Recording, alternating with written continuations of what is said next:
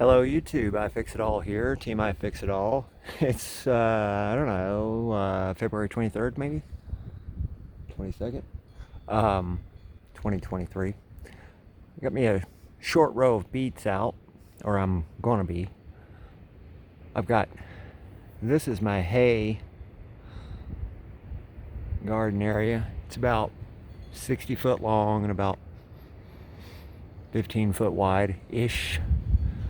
And this year I threw a whole bunch of mulch on top of it that came from those piles way up there. So I got a little ditch that I laid out by hand, and I'm gonna be throwing some beet seed in there. Excuse the wind. Yeah, that's gonna be awful. The wind is probably gonna be terrible. I'll just be breaking this up into little segments. But I've got to go in the composter and woohoo, get some of that stuff involved in some dirt mix. Yummy. And what I'll do is put that in a bucket and mix it up with my shovel, and then I'll sprinkle it up the row there. I guess it's 1, 2, 3, 4, 5, 6, almost 20 foot long. I'm gonna lay out some soil in there and then sprinkle in some beet seed. Hang tight. Let's see what we can come up with. Let's see if the camera will cooperate today without blowing away. Angle that like that. Okay guys, hang tight, be right back. So I got my wheelbarrow staged right there. There's a pile of dirt that came in when we got firewood from the local sawmill. I'll add some of that dirt to to the wheelbarrow.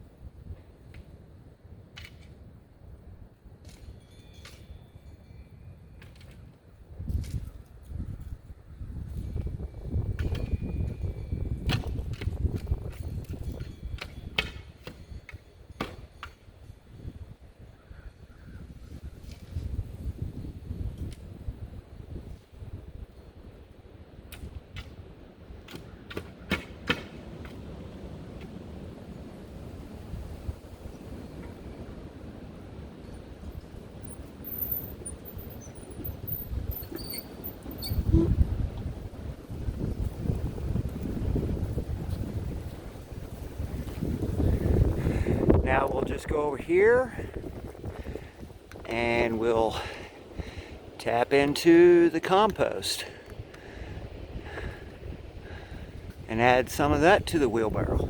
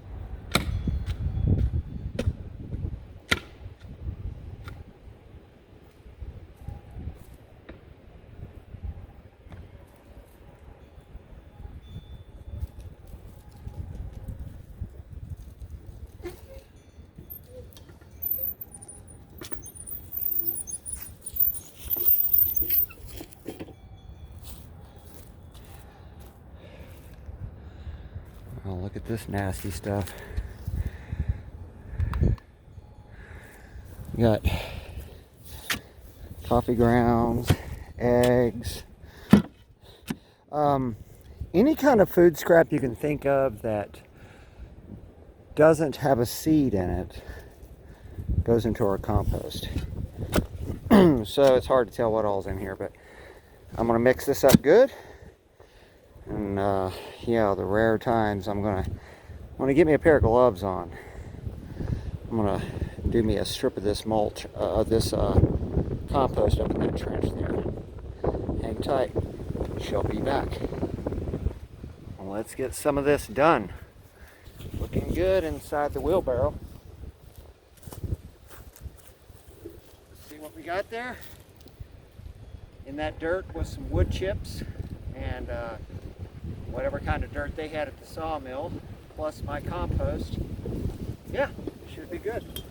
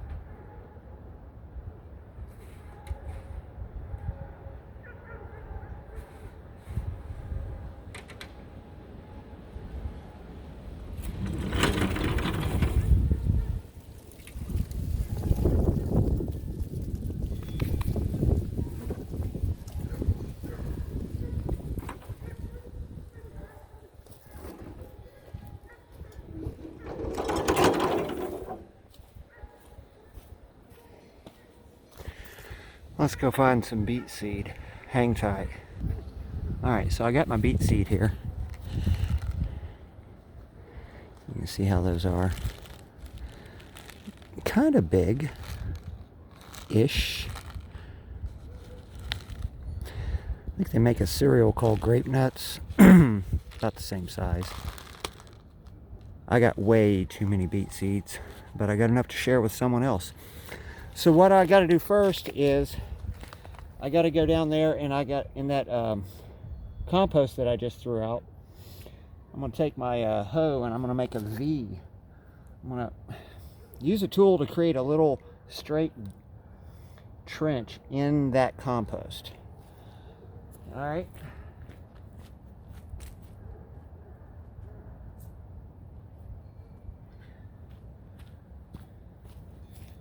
I'm just trying to create a roadmap for myself, an area that designates where I drop the seed. And I'm going to be dropping these in a way where I don't have to thin them.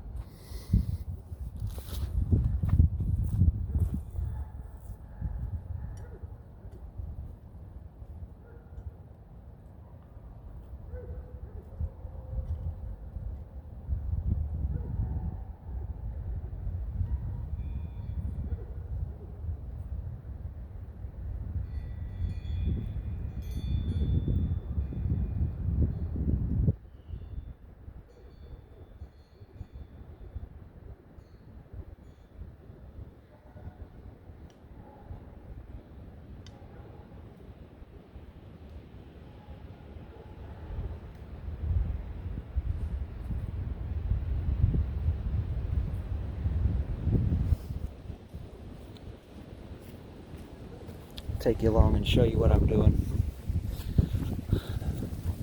I can do this one-handed. I'm a Kentucky boy, so I'm just going that, just giving myself a visual so I know where to drop. I want to try to keep them as straight as possible.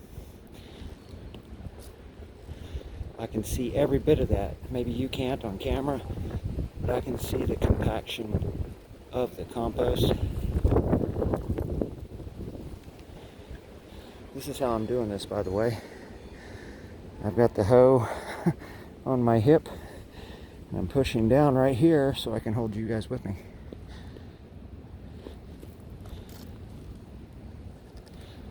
There's a big piece of wood there.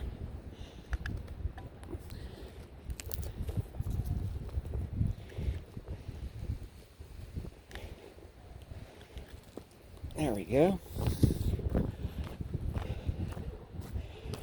Grab the seeds. Hang tight, I'm going to pour some in my hand here. That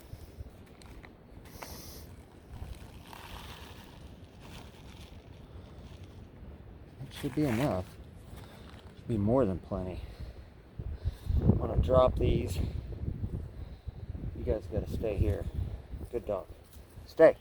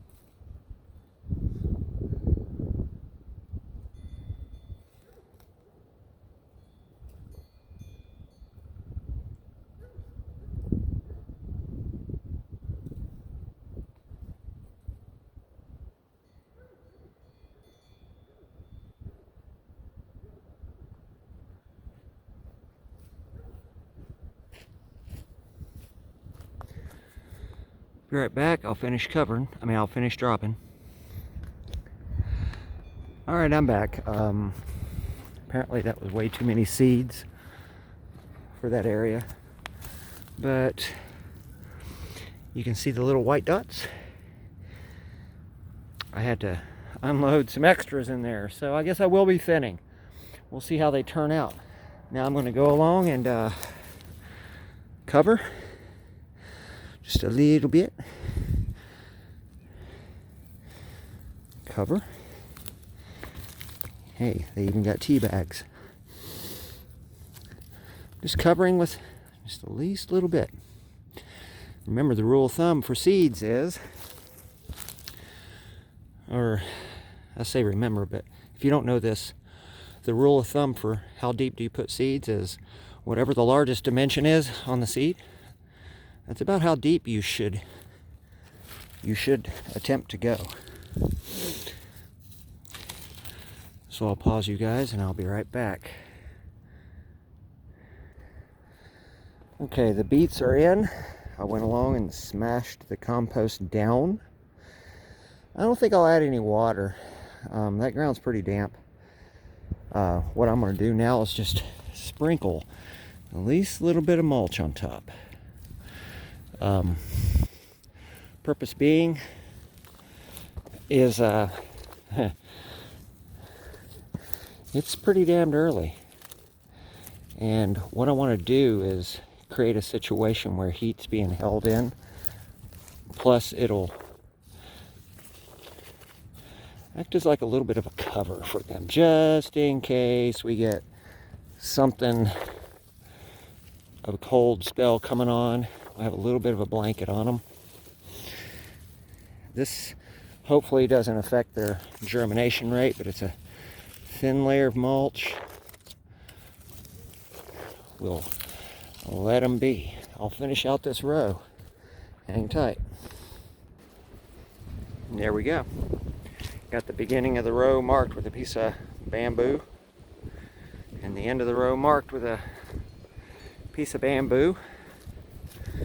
And we're all covered up. Thin layer mulch. Again, the purpose of that mulch is to, if we get any snow or anything. We got some real warm days here. I hope they don't get tricked into germinating and popping up too fast, but as I see the leaves popping up, what I'll do is I'll rake more mulch up on, and I'll put it on either side until the plant is almost submerged again, and allow some more time to buy. Last year we burnt firewood in southern West Virginia clean up to almost June 1st. So getting colder longer.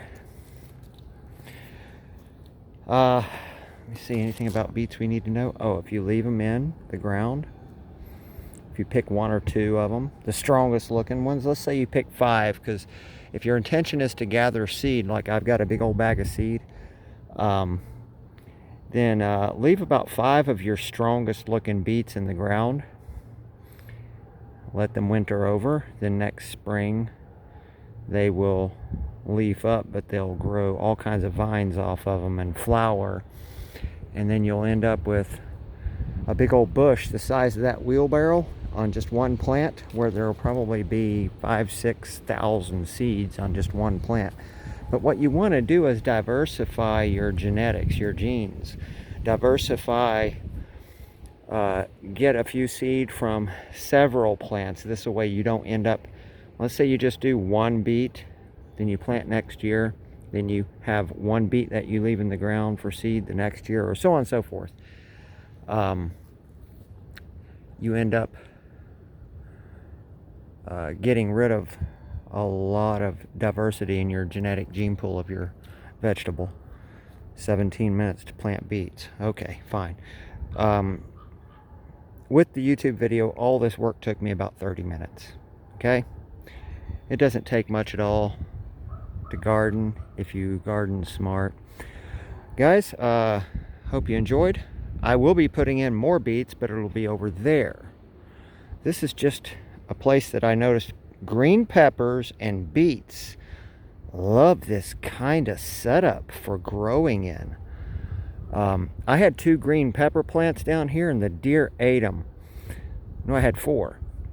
But for some reason, the plants grew a stalk on them that the plants were only like maybe 8 or 9 inches high, but the stalk was as thick as my pinky, and I thought, my God, what's going on here?